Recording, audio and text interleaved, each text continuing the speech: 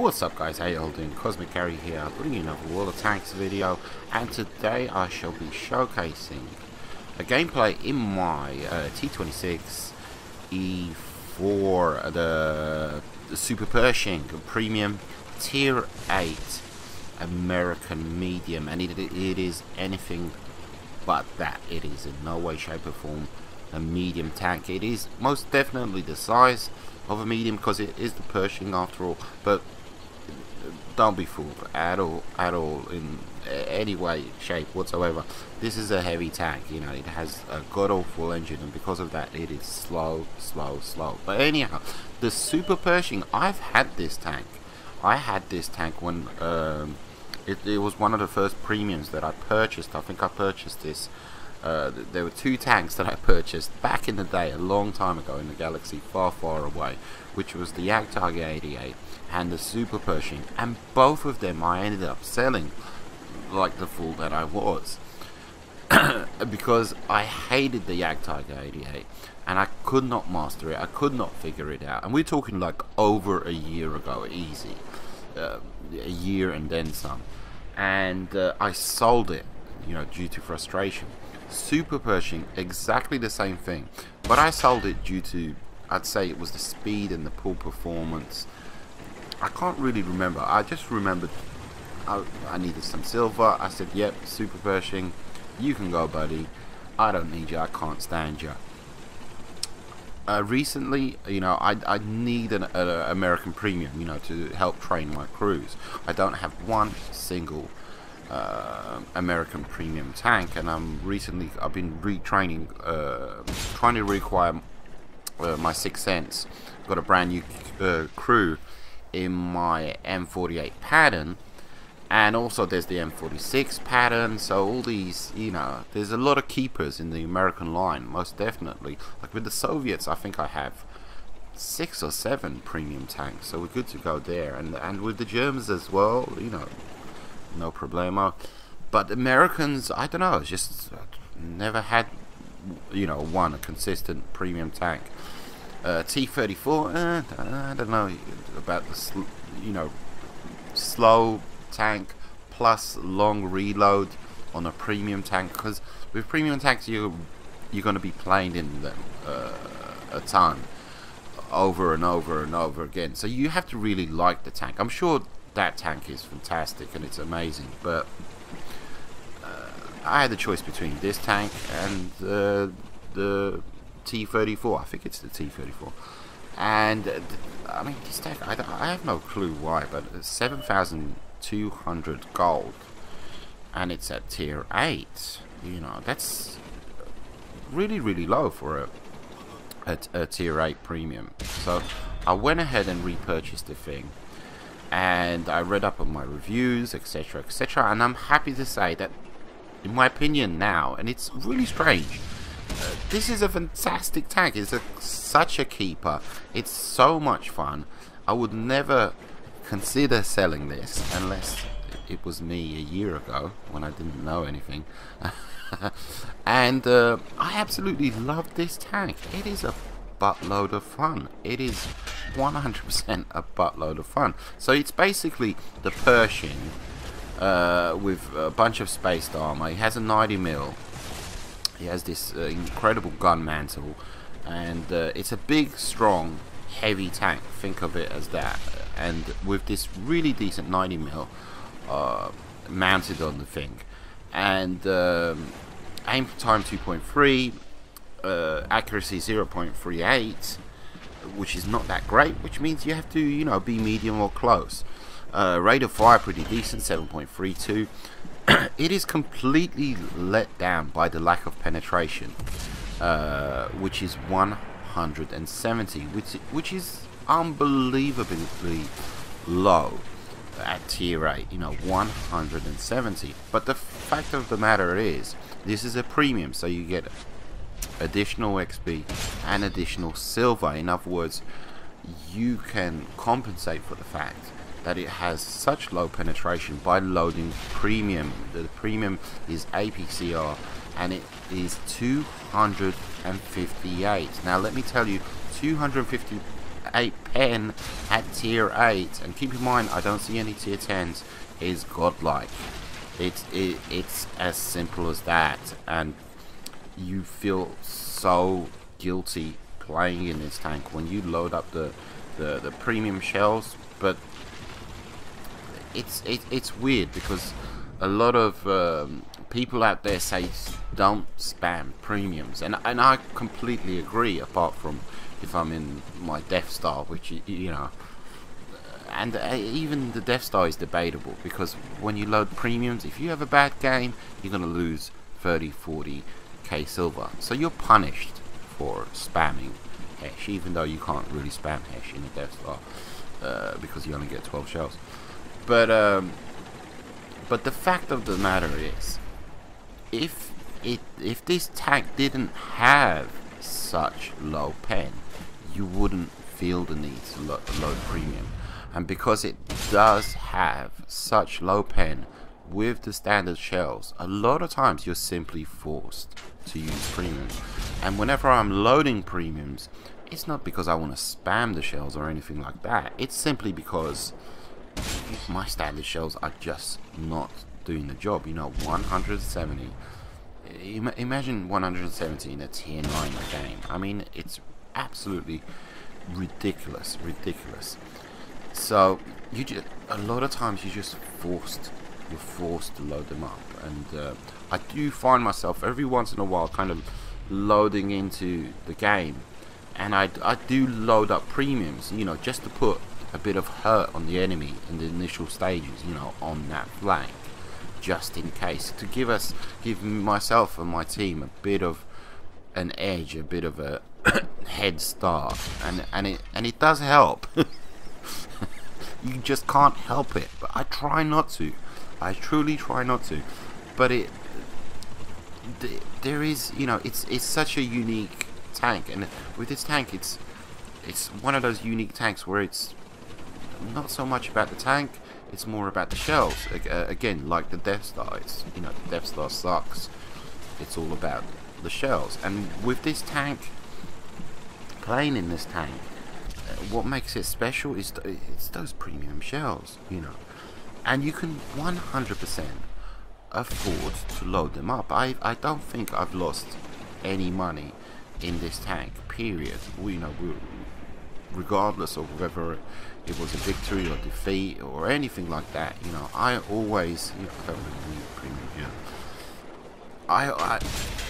I'm good to go, you know, I'm good to go. I never seem to lose silver, and they're capping, we're gonna cap. Screw you. But yeah, so it is what it is. It's like I said, if the standard shells weren't such low pen, I wouldn't even bother with the, you know, high penetration.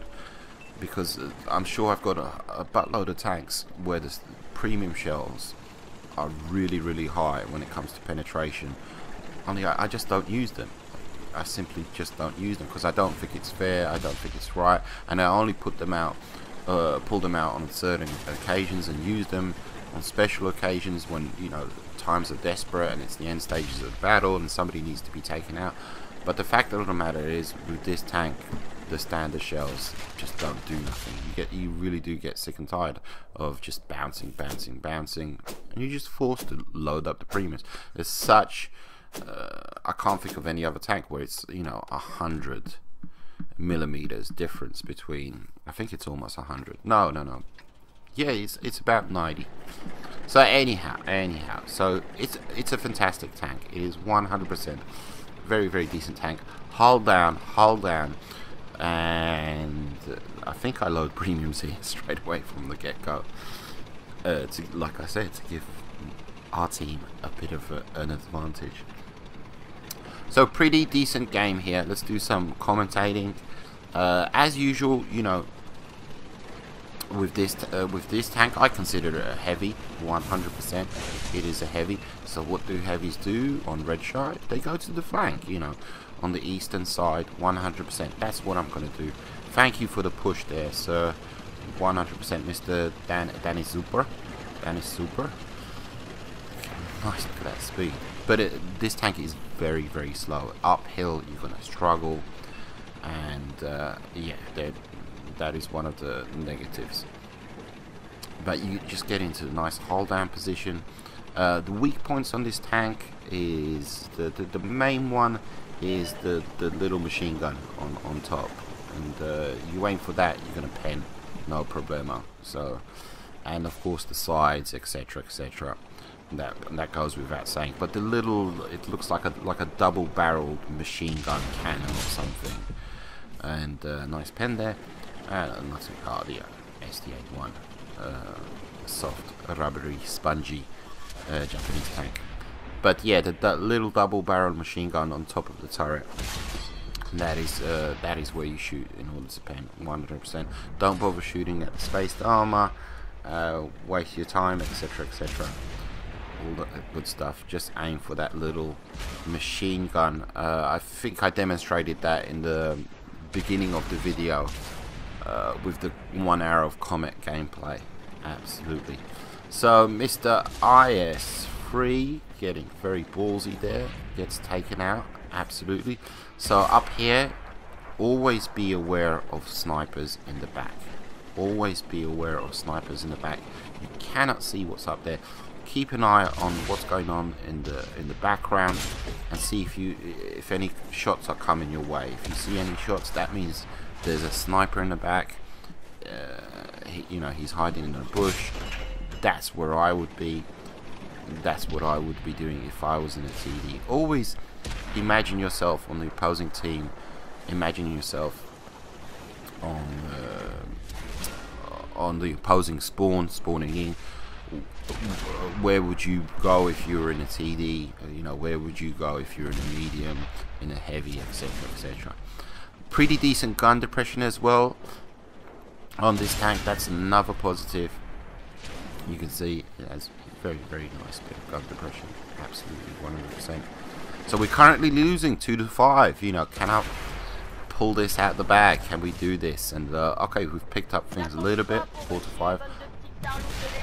Obviously, and we've evened it out now. 5-5. T28. I've got premiums loaded. No problemo. Oh no! I managed to bounce quite angled there. Load up the regular ammo. SU-101. I have respect for him because I've played in that tank and I know exactly what that tank's all about. Don't aim all the way and bounce and miss. I'm not sure. And very quick firing gun, so you got to respect that, absolutely. So I decided, you know, I'm not. He's angled fantastically. I'm not going to bother with that. I am down to 514 hit points. Use the tanks as cover. This T28 needs to be taken out. Premium loaded. I should be able to pen. There you go. He's kind of, his turret was turned ever so slightly. Can we get another one in? No. I'm not going to get that. No way, shape, or form. Even if it was exposed even a little bit more due to the accuracy. He gets taken out, and we've developed a bit of a lead. 8-6, absolutely. And SU-101 needs to be taken out. Have a quick look at the map. As you can see, you know, it's all collapsing on the other side. It's all falling apart. Auto aim, good to go. Pull back. Got to keep an eye out on his compadres in the background there. Have a quick look. He's looking my way. I don't want to lose any more hit points. Absolutely. And he gets taken out, and we're good to go. And now you can see, you know, they're moving towards our base. They're moving towards our base, and they're getting into nice defensive positions. And possibly happens so often on the Red Shire, we're going to lose due to cap. So I react accordingly, and yep, they've started the cap, and I start to pull back. Going downhill, pretty decent. You know, I'm gonna get about 40 here. Let's have a look. 32, 35. Am I gonna hit 40, 35, 37? There you go. Yeah. Picking up some speed. Yeah, absolutely. But downhill, you know, that's what I mean. So 30 seconds to go. STA1 defending He pulls out, makes the mistake. But he's pretty easy. It's like I said, a very spongy tank. You can hit it anywhere. Weakly armored. Gets taken out. 2 cappers on our base. 20 seconds to go. I don't think I reset it personally. I do on one occasion, but not the first time. So here we go. Should we do a countdown? Zoom in on the Churchill. Standard ammo. 6, 5, 4, 3. Yeah, and it just got reset there by somebody else. But again, look at this, 10 seconds. I do load up HE. All I want is, you know, get a little splash. And there we go. Good to go. Picking up my 3rd kill. Good to go. ARL does not see me, I think. And we're good to go. And this is it. We got this. Absolutely nice little side shot there. Managed to track him. Was going to go for a kill. And he gets taken out. Good to go. I believe all that is left is a Pershing. He YOLOs at me. Very nice game. Very nice game. Good to go. Super Pershing, fantastic tank. Very cheap for a tier 8 premium. Good to go. Take it easy. Adios muchachos.